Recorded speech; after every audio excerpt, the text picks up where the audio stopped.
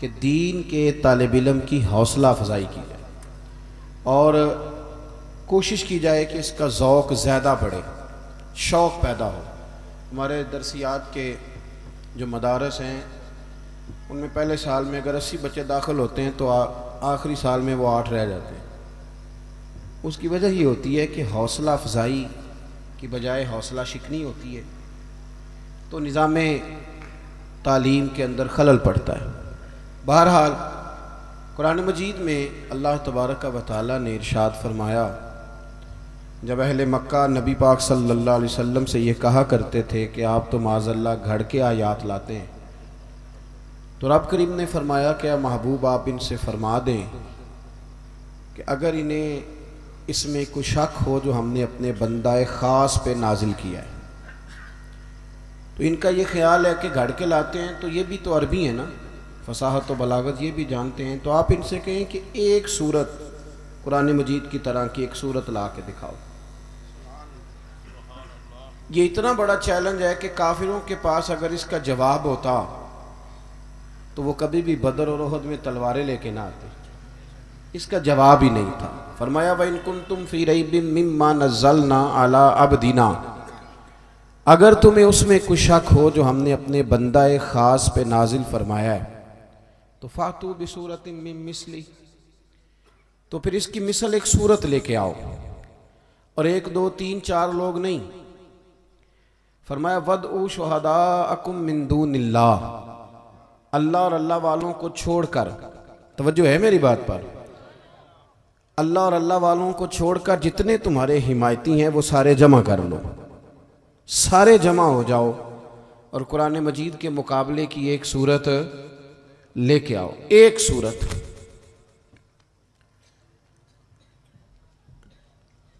और फरमाया ले आओ इन कुन तुम सादिकीन, अगर तुम सच्चे हो। और फिर कुरान मजीद ने अगली आयत में खुद ही जवाब दे दिया, फरमाया फ़इन लम तफ़अलू, अगर तुम ना ला सके, मेरी तरफ देखिएगा जी, फरमाया अगर तुम ना ला सके वलन तफ़अलू, और तुम हरगिज ला भी नहीं सकते। अगर तुम न ला सके और तुम ला सकते भी तो फत्तकुन्नार अल्लती वक़ूदुहन्नास वल हिजारा, तो फिर उस आग से डर जाओ जिसका ईंधन आदमी और पत्थर है, फिर बाज आ जाओ, फिर कुरान मजीद की मुखालफत करना छोड़ दो। कुरान मजीद फुरकान हमीद अल्लाह तबारक व तआला की लारैब और बेऐब किताब है। कुरान मजीद एक मुकम्मल दस्तूर हयात है।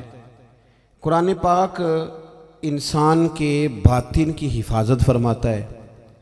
कुरान पाक इंसान को इस्तिकामत का दर्स देता है। ये हमारी दरसी किताबें हैं ना, तवज्जो है ना मेरी बात पर। अल्लाह आपको जज़ाए खैर दे। मैं छेती टूर जाना जे मेरे अल तको, बड़ी मेहरबानी। आप इस तरह दाएं बाएं देखेंगे तो मैं तो तैयार बैठा हूँ, बड़ी जल्दी चला जाऊँगा। अल्लाह आपको जज़ाए खैर दे, थोड़ा मौका दें, आपसे बात कर रहा हूँ। अल्लाह ताला आपको बरकतें अता फरमाए। मेरे अजीज़ दोस्त, कुरान मजीद फुरकान हमीद वो निसाब ज़िंदगी है जो मुकम्मल दस्तूर हयात अता करता है। आपको पता है कि हमारा जो स्कूलों और कॉलेजों का निसाब होता है ना, वो पूरा बोर्ड बैठ के बनाता है, 2 4 5 लोग नहीं वो बनाते। हम उस निसाब के कायल हैं और हम समझते हैं कि जदीद तालीम जो है उसको अगर इस नीयत से पढ़ा जाए कि हम जिद्दत पैदा करके जदीद लोगों को दीन के करीब करेंगे तो वो कोई बुरी बात नहीं। लेकिन एक मुकम्मल बोर्ड बैठता है, मुकम्मल बोर्ड, और वो बैठ करके निसाब बनाता है। लेकिन 2 4 साल गुजरते हैं तो पता चलता है निसाब में कमज़ोरियाँ हैं, निसाब बदल दिया जाता है। अल्हम्दुलिल्लाह ताला हर रोज़ लोग निसाब बदलते हैं। बहुत बड़ी बड़ी यूनिवर्सिटियाँ, वक्त नहीं है वरना मैं आपको बताऊं कि ऑक्सफोर्ड का निसाब कितनी दफ़ा बदला है और वो किन किन चीज़ों की तब्दीलियाँ करते रहते हैं। यहाँ रोज़ रंग बदलते हैं और साइंसदानों के नज़रिए बदलते हैं, पर जो शय न कभी बदली है न बदलेगी वो अल्लाह की किताब है, वो कभी तब्दील नहीं होगी उसमें कभी। ये अलग बात है कि कुरान मजीद फुरकान हमीद की तालीम पर वो तवज्जो नहीं दी जाती जो दी जानी चाहिए। इसके बावजूद मदारस का रिज़ल्ट बड़ा उम्दा है, बड़ा शानदार है। आपको हर शहर में, हर गांव में, हर मोहल्ले में मस्जिद मिलती है। तो मस्जिद की जो ज़रूरत होती है, जो अमला होता है, जो स्टाफ होता है, उसमें सबसे ज़रूरी इमाम साहब होते हैं, सबसे ज़्यादा ज़रूरी। फिर रमज़ान अल मुबारक में एक मुकम्मल हाफिज़ की ज़रूरत होती है जो वहाँ कुरान मजीद सुनाए। ये मदारस की कामयाबी आप देखें, मदारस की, कि बग़ैर हुकूमती सरपरस्ती के मदरसे चलते हैं और आम लोग, सादे लोग, जिन्हें कोशिश करके काट दिया जाता है मुआशरे से, वो इदारों को चलाते हैं। इसके बावजूद इनकी कारकर्दगी का ये आलम है कि रमज़ान में मस्जिदें थोड़ी होती हैं, हाफिज़ ज़्यादा होते हैं। मस्जिदें नहीं मिलती, बहुत सारे हाफिज़ रह जाते हैं कुरान जी सुनाने से। ये मदारस की कारकर्दगी है। और आपको कभी ऐसा नहीं मिला होगा, कभी किसी पेपर में आपको इश्तिहार नहीं पढ़ना पड़ा होगा कि जनाब मस्जिद का खतीब नहीं मिल रहा, कभी नहीं। ना कभी आपको ये पढ़ने को मिलेगा कि तनख्वाहें कम थी तो मौलवियों ने हड़ताल कर दी है, वो बढ़ेंगी तो फिर वो आगे बढ़ेंगे। कभी भी ऐसा नहीं हुआ। क्यों? इसलिए कि ये कुरान मेरे रब करीम का कलाम है। इसके अंदर अल्लाह तबारक व तआला ने एक चाशनी पैदा किया, एक हुस्न है। जो कुरान मजीद पढ़ने वाले और पढ़ाने वाले लोग हैं ना, वो बड़ा मज़ा लेते हैं इस काम का, उन्हें बड़ा सुकून देता है, बड़ा इत्मीनान देता है। जो बात आज आपसे करनी है, जिस चीज़ की तरफ आपकी तवज्जो दिलानी है, वो ये है कि अल्हम्दुलिल्लाह हाफिज़ भी कुरान पाक के हैं, कारी भी हैं, आलिम भी हैं। कुरान मजीद के मफाहीम बयान करने वाले अल्हम्दुलिल्लाह लोग हर दौर में पाए जाते रहे। अब ज़रूरत यह है कि कुछ लोग ऐसे मिलें जो कुरान पाक से प्यार करें, जो कुरान मजीद से मोहब्बत करें, जिनका शौक़ हो। हज़रत उमर फ़ारूक रदी अल्लाह ताला अन्हु ने हज़रत अबू मूसा अशअरी को बुला के कहा, वज़क्किरना रब्बना या अबा मूसा, काबू मूसा मुझे मेरे रब की याद तो दिला। तो अबू मूसा अशअरी फरमाने लगे, हुजूर क्या मतलब? फरमाने लगे, मुझे मुख्तलिफ जगहों से कुरान मजीद तो पढ़ के सुनाओ।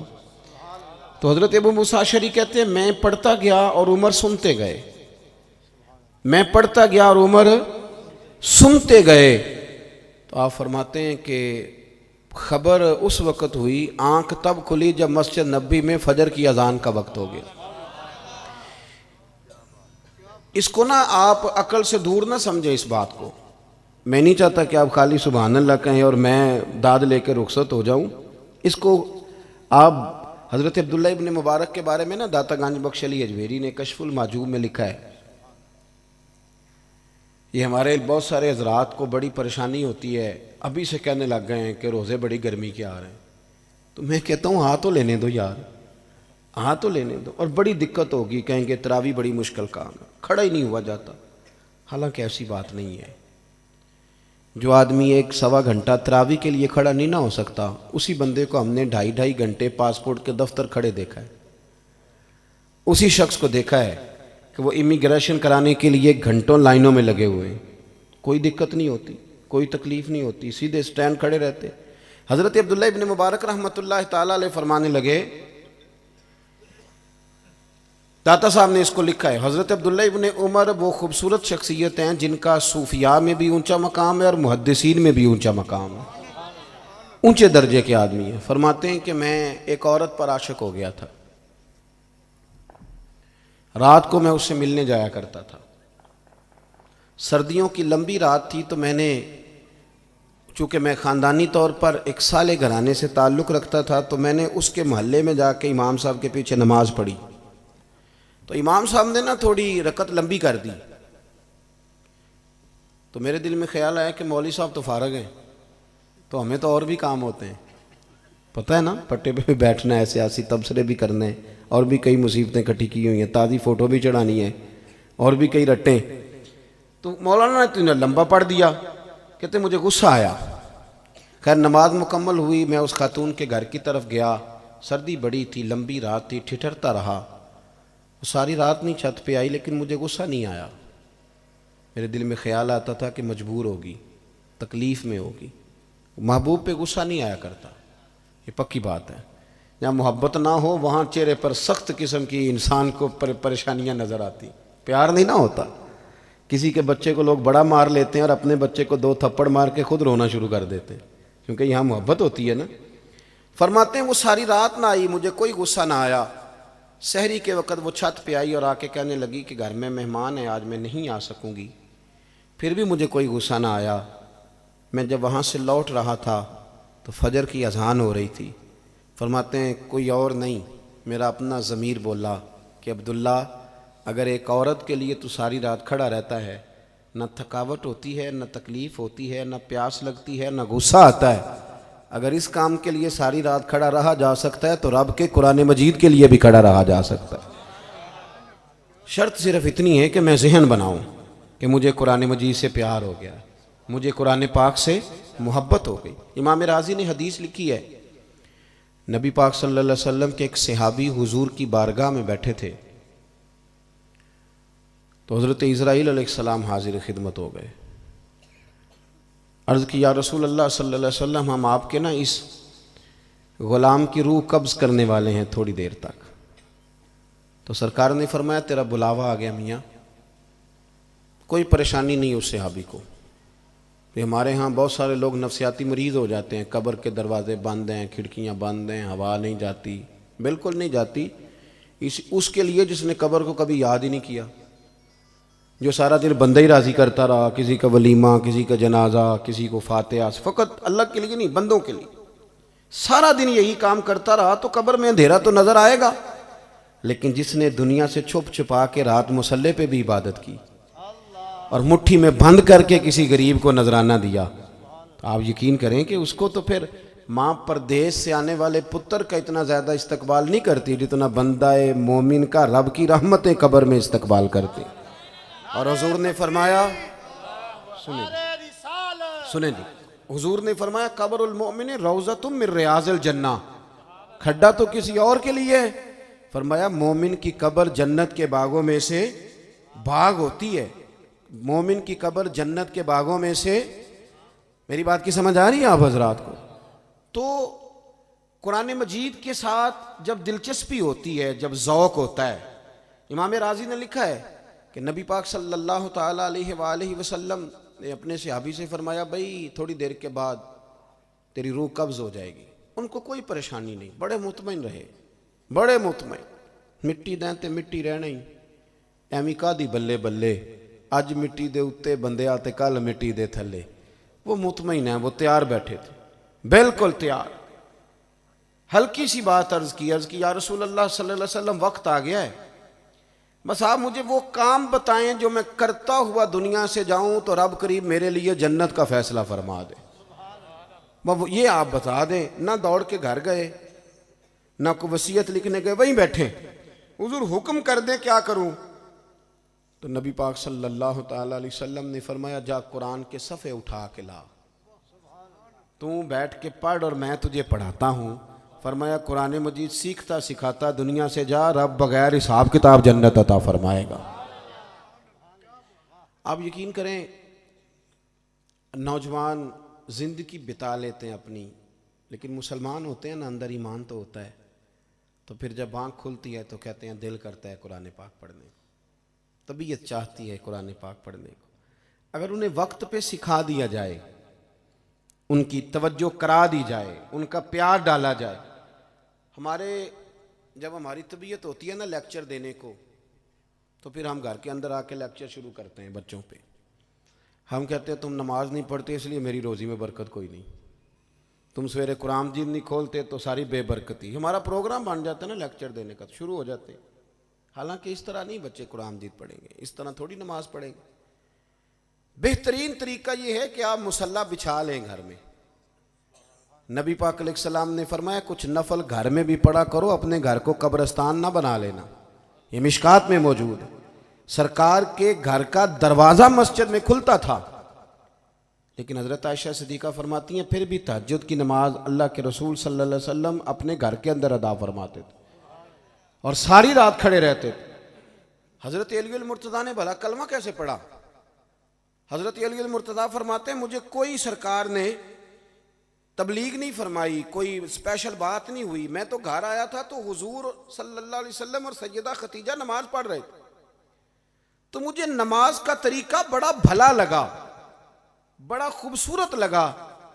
तो मैंने पूछ लिया हुजूर ये कौन सा तरीका है? तो सरकार फरमाने लगे ये उस रब की इबादत करने का तरीका है जिसका मैं रसूल बन के आया हूँ।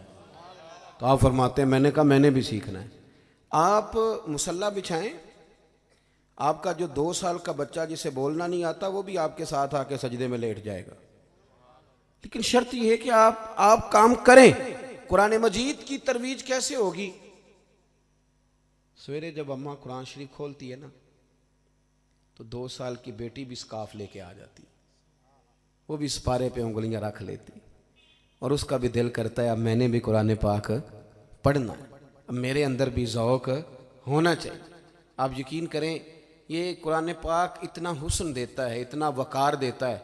मेरे नबी पाक अलैहिस्सलाम ने फरमाया, ये मुस्लिम के लफ्ज़ हैं, और जो अहले तसव्वुफ़ हैं वो इस हदीस पर वजद करते हैं। इमाम शौरानी फरमाया करते थे, जब पढ़ता हूँ तो वजद होता है। हुजूर ने फरमाया हाफिज़ कुरान को, हाफिज़ कुरान को, कुरान मजीद पढ़ने वाले को अल्लाह क़यामत के दिन अपने सामने खड़ा करेगा।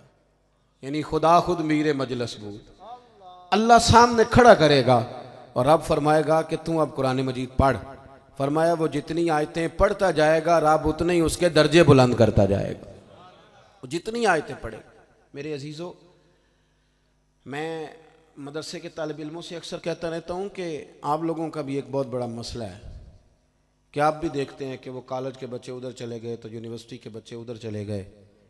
याद रखना, आपका बड़ा एजाज़ है।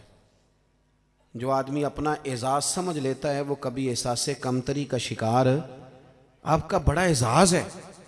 बुखारी मुस्लिम में हदीस है, नबी पाक अलैहिस्सलाम ने फरमाया 2 लोगों पर रश्क करो। कहो क्या बात है इनकी, रश्क करो, हुक्म दिया हुजूर ने। या रसूल अल्लाह कौन कौन से? फरमाया एक जिसे अल्लाह ने माल दिया हो वो सुबह भी अल्लाह के रास्ते में खर्च करे और शाम भी अल्लाह के रास्ते में खर्च करे, और दूसरा वो जिसे अल्लाह ने कुरान का इल्म दिया हो, वो सुबह भी लोगों को कुरान मजीद की तालीम दे और शाम भी लोगों को कुरान पाक की तालीम दे। दोस्तों, अपने बच्चों की तवज्जो आप तब करा सकेंगे जब आप खुद जाएंगे, खुद भी किसी मदरसे में जाएं, किसी कारी साहब के पास बैठें, उनसे कहें कि जनाब मेहरबानी फरमाएं मेरा कुरान मजीद सुने, ये कुछ जगह मुझे शुबा होता है कि मैं ठीक नहीं पढ़ता, तो ज़रा मेरे साथ तवज्जो करें। अपने मदारस की मजबूती में किरदार अदा करें, शौक़ पैदा करें मदारस की मजबूती का। अब मदारस उलमा को बनाने पड़ते हैं, बड़े बड़े जतन करने पड़ते हैं, और चंदा देने वाले फिर जो नखरा दिखाते हैं वो भी बड़ा बाकमाल होता है, बड़ा बाकमाल। और ऐसी ऐसी बातें सुनने को मिलती हैं कि वो इंसान कई रात सो ना पाए। आपने भी फैक्ट्री लगा ली है, अब आप भी पैसे खाएंगे, बड़ी बड़ी दास्तानें सुनने को मिलती हैं। ये अब उलमा मदारस बनाने लगे हैं, वरना पहले तो नवाब सेठ मालदार आदमी मदरसा बनाता था, और मदरसा तामीर करके वो कहा करता था कि जनाब मैंने इदारा बना दिया है, मैं सारी तनख्वाहें दूंगा, आपने बैठना है, पढ़ना और पढ़ाना है।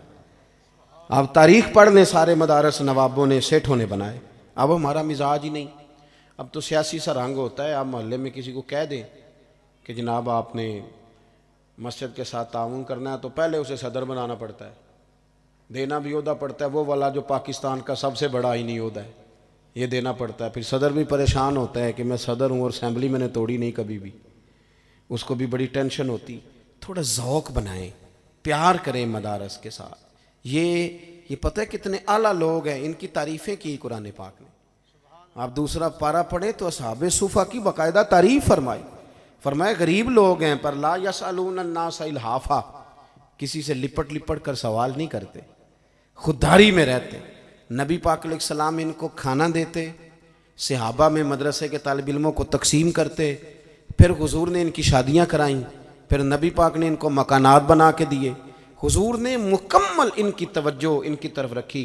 कुरान पाक से प्यार करें, इदारों से प्यार करें। मुझे कॉलेज में भी कोई 4 साल पढ़ने का मौका मिला, तो मेरे एक प्रोफेसर साहब टीचर कहने लगे कि आप किसी दिन आएँ, हमें कुछ बातें सुनाएं।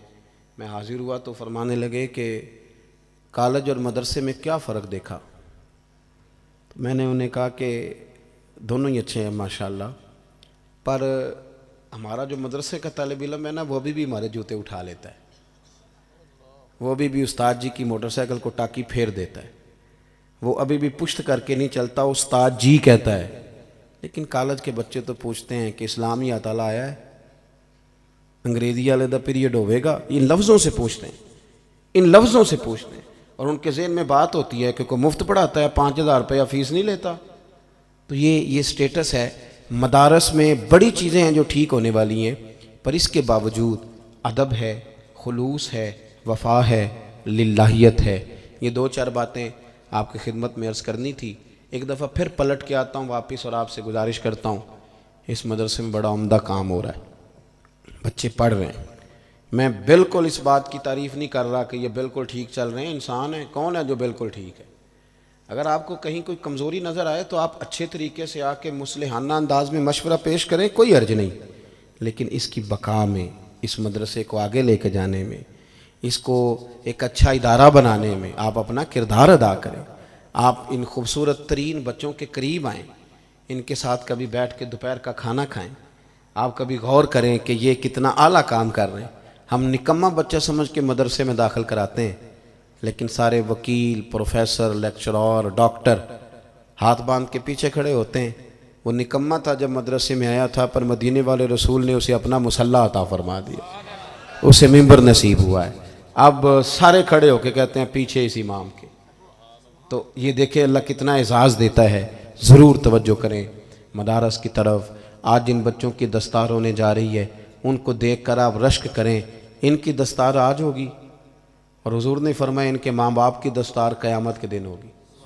अल्लाह सोने का ताज अता फरमाएगा, सोने का ताज अल्लाह क़यामत के दिन इनको दस्तार देगा। आप समझ लें कितना बड़ा एजाज़ है। और हमारे हुजूर मुहद्दिस आज़म रहमतुल्लाह अलैह ने एक पगड़ी संभाल के रखी हुई थी। फरमाया करते थे ये मैंने तालीम मुकम्मल की थी तो मेरी दस्तार हुई थी। ये कोई मामूली कपड़ा नहीं, ये मेरे उस्तादों ने सनद दी थी कि तू कुछ दीन पढ़ गया है। फरमाते थे कब्र में भी साथ लेके जाऊंगा इसको साथ। दस्तार फ़जीलत को मामूली जलसा ना समझा करें, ये बड़ा एजाज़ वाला मामला है। मैं जैसे मैंने शुरू में अर्ज़ किया कि कई हुकूक रखता हूँ तो कई हुक्म भी मुझे मानने पड़ते हैं। जलसे चूँकि अल्लाह रसूल के नाम के हैं, लोग आते भी रहते हैं, जाते भी रहते हैं। अभी तिलावत होगी एक बड़ी खूबसूरत, आपका प्रोग्राम जारी रहेगा। और फिर मेरी गुजारिश है, इतनी दफ़ा कभी नहीं कोई बात की, बड़ी गुजारिश है कि इन बच्चों से प्यार करें, इनको इतनी तसल्ली दे दें कि कोई हिफ़्ज़ करके छोड़े ना, दरस निज़ामी भी पढ़े। दरस निज़ामी वाले को इतना प्यार दे दें कि वो कहे मैंने तखस्सुस भी करना है, मैंने आगे भी निकलना है। इनको खूब खूब आप अपनी शफ़क़तों से नवाजें। दुआ करता हूँ अल्लाह करीम हमारे लिए अमल का रास्ता आसान फरमाए। आखिर दावा अनिल हम्दुलिल्लाह।